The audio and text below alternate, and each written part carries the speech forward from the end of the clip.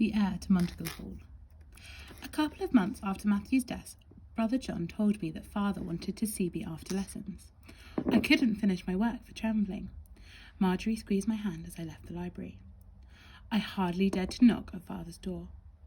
I heard a voice telling me to come in, and still I dithered. Stephen saw me waiting and opened the door for me, but I hesitated until I heard Father's voice again. "Come in, William." Although it was still cold outside, there was no fire in the room. The light was gloomy. Father was sitting at his chair by the table reading by the candlelight. He didn't look up, and I waited just inside the door. We used to run over to him, Matthew and I, and stand each side of his chair. He used to get up and embrace us both, Matthew first, then me, and laugh at us because Matthew was getting so tall and I had a lot of catching up to do. "Come over here," Father said at last. He put his book to one side and gestured to me to come and sit by him. He looked at me, and then he looked away again and cleared his throat. "We have had a most terrible loss." I nodded. I had no idea what I should say about what had happened in the bay, whether I was expected to apologise, or try to explain, or whether to mention it at all. What I wanted to say was, it wasn't my fault, I couldn't help it. But the words couldn't find their way out. Father turned back to me and gave me a brief, weak smile. "You are the heir to Montague Hall now, William. 2 years ago I talked to your brother about his responsibilities here, what it meant to be a Montague, and what an honour it is for us to live here. I asked him to bear the name with pride and to carry it into future generations." He cleared his throat again. "Now I ask the same of you." I wriggled on my chair. I could hardly take in the words.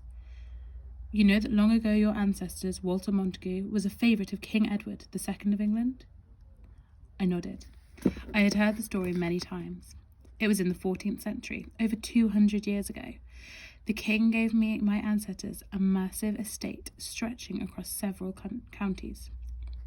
When Montague lost favour with the king, he was disgraced, and so his family moved here to this old hall, which was ancient even then. This is all that remains of the power of Montague. But we have this hall, we have our name, and we have this ring to remind us how beloved and wealthy he once was. And we should be proud of that. I wear my name with pride, and I wear my ring with pride." Then he took the ring from his father and reached across for my hand. "One day, this will be yours, William. Look at it now." It was a signet ring. When I was little, Father used to let me press it into hot wax that sealed his letters. It was big and heavy, with a broad band of silver and a high-mounted plate, polished almost smooth with the years. It was just possible to see the shape of griffins twisted round each other and the letters W.M. engraved into it, the family shield. The same device was carved into the arch over the entrance gate. "Try it on." I did as he said, and slipped the ring onto my finger. It was too big and sling round so that the signet plate was on the inside of my palm. "One day it will fit you, and it will be yours till you die," Father promised.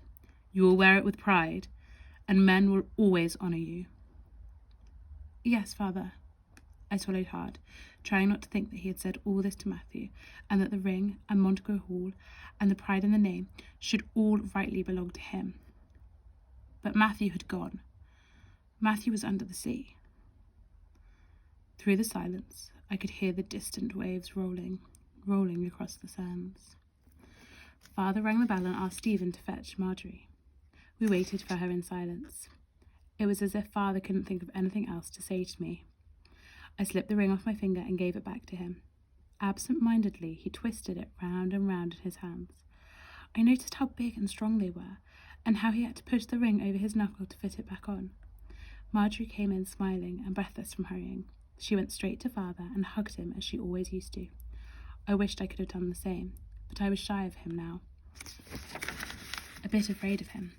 I didn't feel I had the right to hug him anymore. "I have something to tell you both," Father said. He bid Marjorie sit and got up from his chair and moved across the room. Wafts of dust rose from the herb-strewn floor as he walked. It drifted in the pale sunlight that streamed through the window slit. "I don't feel I can stay here anymore." He stood with his back to us. "Much as I love Montague Hall, it holds too many memories for me. I can't be happy here. Your Uncle Caro, my brother-in-law, has been immensely kind to me. He has offered me a position in court as his secretary. I'm leaving tomorrow." To me, his words were like a flock of black rooks, but Marjorie sat up sharply on her stool and clapped her hands together. "King Henry's court! Will you see the king?" "Probably." Father turned around and smiled briefly at her. "But King Henry won't see me. He won't notice me anyway. There are hundreds of people working in various palaces, thousands. I will be very low among His Majesty's attendants. I won't even live in the palace. I'll have to find apartments nearby. But I'm very proud to be working for Lord Caro. He is so very close to the king. Such a very, very important man. It's an honour for our family." "Oh, but tomorrow's too soon." Marjorie jumped down from her stool and clutched his hand. "We'll be lonely here without you." "You won't be alone. Your Aunt Caro has kindly offered to come back here for a few months to run the house and to look after you." "Oh no," Marjorie gasped. She turned her head and looked at me, screwing up her face. "Not Aunt Caro." Neither of us liked our father's sister. She was like a hen, full of bustle and bossiness and cluck. The thought of having to live with her in our house was awful. "Why does she have to come?" I asked. "We're all right here, really. There's Brother John and Nurse Joan and Stephen and everyone." "Yes, we could manage," Marjorie agreed quickly. Father smiled again. He knew we didn't like her, and that she didn't like us. He didn't like her much himself. He once told us it had been a relief to everyone when she'd married Lord Peter Caro and gone to live in London with him. And when her husband became King Henry's advisor, at last she had everything she could wish for. Her dream had come true. "Your aunt has plans for you both. Great plans," she says, and I believe her. I've agreed to leave it entirely to her to make all the arrangements she needs. Marjorie and I exchanged anxious glances. But we're fine as we are," I started to say, and then I saw the pain in Father's eyes and I stopped. We weren't fine at all. We had lost Matthew. Laughing, playful, adventurous Matthew. He was gone forever. Nothing would ever be the same again. "Leave me now," Father said. He sighed deeply. "It's agreed, and that's that." That's the next chapter.